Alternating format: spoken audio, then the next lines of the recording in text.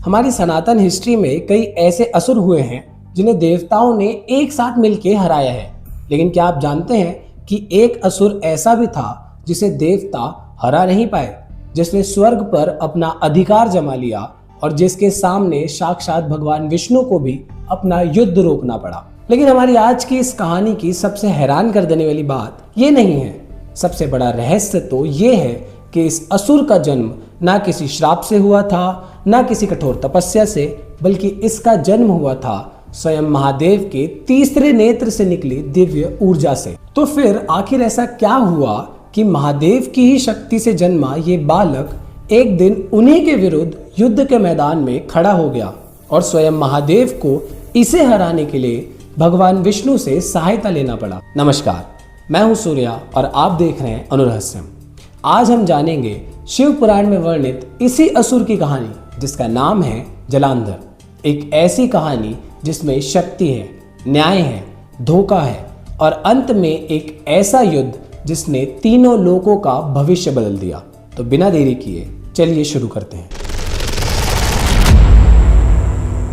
जलांधर की ये कहानी का डीपली वर्णन हमें मुख्यतः शिव पुराण में ही मिलता है। इस कहानी की शुरुआत होती है देवराज इंद्र से, जब वो अपने गुरु बृहस्पति के साथ कैलाश पर्वत जा रहे थे महादेव के दर्शन करने। लेकिन उन्हें इस बात का जरा भी अंदाजा नहीं था कि उनसे हुई एक छोटी सी भूल आगे आने वाले समय में तीनों लोगों का इतिहास बदल देगी। जैसे ही वे दोनों देवराज इंद्र और उनके गुरु कैलाश की ओर बढ़े, उनके सामने एक अद्भुत योगी आकर खड़े हो गए। उनके शरीर पर वस्त्र नहीं थे, लंबी जटाएं कंधों पर बिखरी हुई थी और तो और उनके चेहरे पर एक अलौकिक तेज था। लेकिन देवराज इंद्र उन्हें पहचान नहीं पाए। इंद्र ने उस योगी को एक सामान्य तपस्वी समझकर कठोर स्वर में कहा कि हमारे रास्ते से हट जाओ। लेकिन वो योगी वहां पर बिल्कुल मौन खड़े रहे। ना तो उन्होंने कुछ कहा, ना वो अपनी जगह से कहीं हिले। इसे देखकर इंद्र का अहंकार क्रोध में बदल गया और उसने दोबारा चेतावनी दी।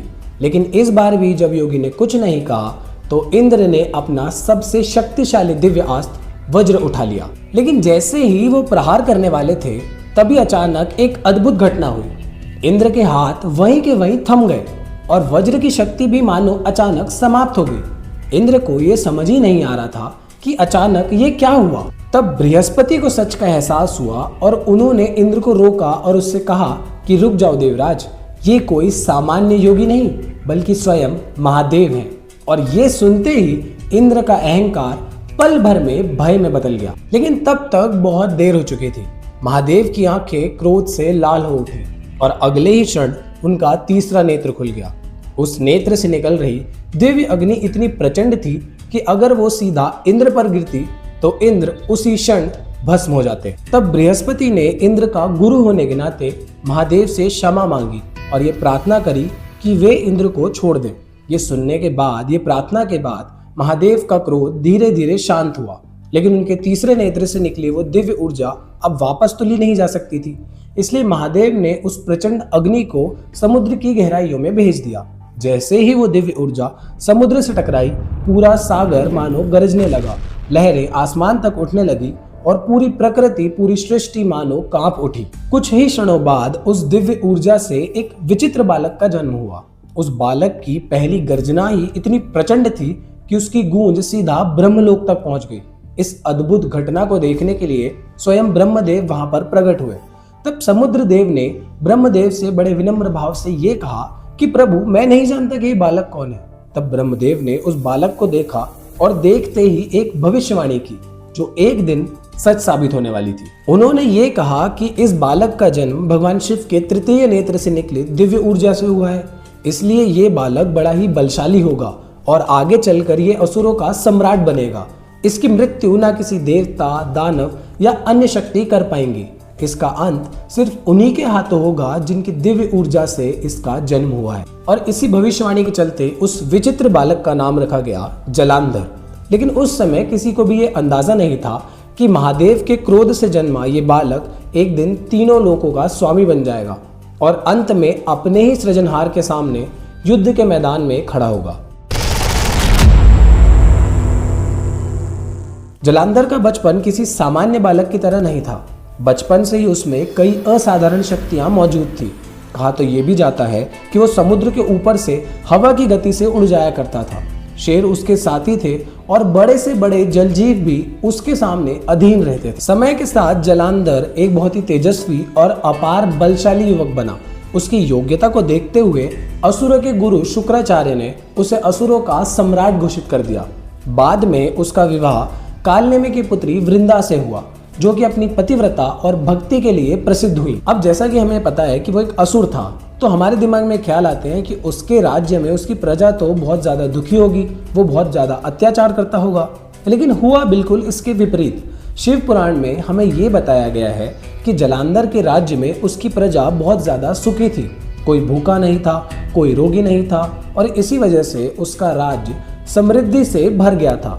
इसी के कारण उसे एक बहुत ही न्यायप्रिय और कुशल शासक माना जाता था। लेकिन एक दिन क्या होता है, जो शुक्राचार्य होते हैं वो जलांधर को एक ऐसी घटना के बारे में बता देते हैं जिसके बाद से उसकी पूरी थिंकिंग, पूरी सोच बदल जाती है। वो समुद्र मंथन की कथा को जलांधर को सुनाते हैं कि कैसे देवताओं ने और असुरों ने दोनों ने मिलकर समुद्र का मंथन किया और उसमें से कई अनमोल रत्न निकले, जिसको लेकर दोनों पक्षों में विवाद भी हुआ। शुक्राचार्य ने उसे यह भी बताया कि कैसे समुद्र मंथन से निकले अधिकांश दिव्य रत्न और संपत्ति अंत में देवताओं के पास चली गई। और सिर्फ इतना ही नहीं, उन्होंने उसे राहु के बारे में भी बताया कि कैसे भगवान विष्णु ने सुदर्शन चक्र से उसका शीश अलग कर दिया था जब उसने अमृत पीने का प्रयास किया। ये सारी बातें सुनने के बाद जलांधर के मन में एक प्रश्न उठा कि यदि सच में समुद्र उसके पिता हैं, तो फिर उसके पिता की संपत्ति पर देवताओं का अधिकार कैसे हो गया? क्या सच में देवताओं ने न्याय किया था या फिर अपनी शक्तियों का प्रयोग? और धीरे धीरे ये प्रश्न क्रोध में बदलने लगा। लेकिन उसने बिना कुछ सोचे समझे जल्दबाजी में कोई फैसला नहीं लिया। उसने सबसे पहले शांति का मार्ग चुना और अपने एक दूत गस्मरा को देवराज इंद्र के पास एक संदेश लेकर पहुंचा दिया। वो संदेश ये था कि समुद्र मंथन में जितने भी अनमोल रत्न और संपत्ति निकली थी उसे वापस जलंधर को वापस कर दिया जाए। लेकिन इंद्र ने ये मांगे सुनते ही उन्हें तुरंत अस्वीकार कर दिया। और बस यही वो क्षण था जहां से शुरू हुआ देवताओं और जलांधर के बीच एक ऐसा संघर्ष जिसने धीरे धीरे करके पूरे ब्रह्मांड को युद्ध की आग में झोंक दिया। फिलहाल इस कहानी को, इस पार्ट को यहीं रोक देते हैं, लेकिन जलांधर की कहानी अभी खत्म नहीं हुई है। अगले पार्ट में हम देखेंगे कि कैसे उसने देवताओं पर चढ़ाई करी, कैसे स्वयं भगवान विष्णु उसके सामने युद्ध में आए और कैसे देव ऋषि नारद के द्वारा चली गई सिर्फ एक चाल ने पूरे युद्ध की दिशा ही बदल दी। तो बने रहिए नेक्स्ट पार्ट के लिए, और अगर ये वीडियो पसंद आई है तो वीडियो को लाइक और शेयर जरूर करना। तब तक के लिए जय हिंद, जय भारत।